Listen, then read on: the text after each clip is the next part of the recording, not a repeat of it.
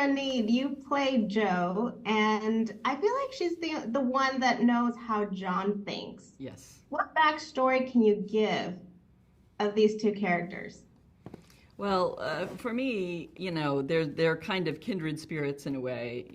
He's obsessive. I think I describe him as super smart and half crazy. And I kind of think Jo's a little bit like that too.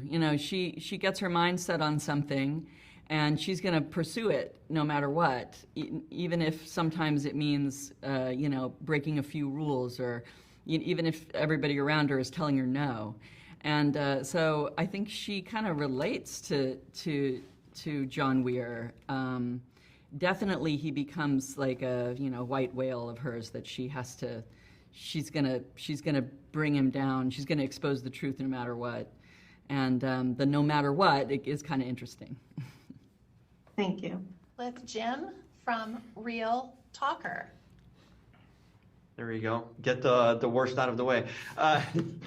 Guys, I'm curious if you would hang out with your character. Had you meet your character in real life, would you hang out with them, or would you avoid them? I'm curious what your thoughts on that would be. I would totally hang out with my character. She's a hoot, and you would always know where you stood with her. So I would definitely hang out with Jo Maddie. Yeah, I'd hang out. I wouldn't kick out Ed. He means well. Nice guy. I don't think I would, honestly. I don't think I would, because he's a sociopath, Fair enough. It's a good reason. Yeah. Well, you don't hang out with them? Next question, James with Down and Nerdy Podcast. Hello, everybody. How you guys doing? Hi. So things happen really fast and furious in this first episode. Not so much with Maddie, because you kind of know where she stands, but with you, Walt, and with you, Rob. Do you kind of know where your character's going after that first episode? Or do you read that first episode and go, oh, well, then there's that? Well, I just knew I was still in it, so there was more. Yeah, exactly. Yeah. No, I totally understand what you mean. Like that, yeah. There's this surely can't be why I'm here, just to be gagged. Yeah, same. I don't know. I could be wrong. Who knows? You gotta watch it. Right, Derek with Monday Morning Critic Podcast. Hi, everyone. Rob, my question is for you. Bryce in the menu, now Edward in Rabbit Hole. Have you reached the point? Have you reached the point now where you're all set being held hostage? Yeah, there's probably more, more to come, along that, just being, put into bad places. I think, yeah, I take to it pretty well, I think. Just, Well, we're not going to let you leave here now. Yeah. I haven't told you, but you're trapped. Yeah, you're not seeing the rest of this room. I have a gun in my pocket. This is it for me. I'm actually not kidding. That was it. Yeah, I love that sort of stuff. It's just make bad stuff happen and just try to deal with it.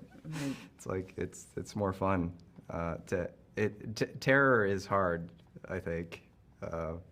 So I'd like to, I can't watch horror films really, because I fall for every trick, even the ones that are obvious.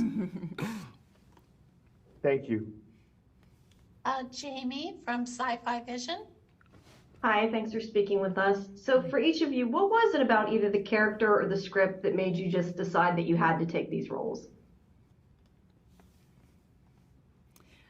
Well, I love the script. I haven't had a chance to work on a thriller type show before, and so that immediately caught my eye. And then, you just can't put it down. It's really exciting to read, and so that's great to come across something that's obviously well written and good. And then finally, I just love my character. I loved her straight talking.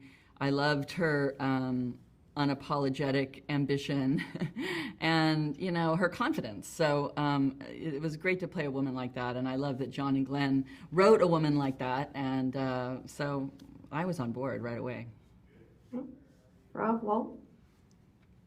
Yeah, I mean, for me, it's like great script and great filmmakers, you know, doing like this TV show that's like a movie, you know, it's like all these twists and turns. Like I love those sort of shows where it's just things are intentional, you know, and you're like, oh, that's what that was. Oh, so I like smart writing that's got some heart to it and like real full characters, and it's like it's easy to you know what you want to work on, I think. I just like characters, you know. I can watch something if it's about a character. So I was just happy reading something that was new and interesting and different, and being able to see a television show created on characters is awesome, you know. Right, definitely. Well, I'm loving the show, so thank you. Thank you. Jim, second question. Cool. This show, it's a show for sure by storyline format, but it feels like a movie watching it.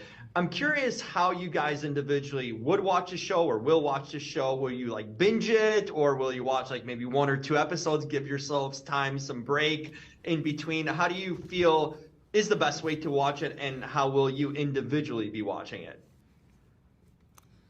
I think that it's fun to binge shows, and definitely, you know, once, I think this show's coming out week by week, but once, you know, that happens, you know, people, if they watch it in that format, will be tempted to binge it.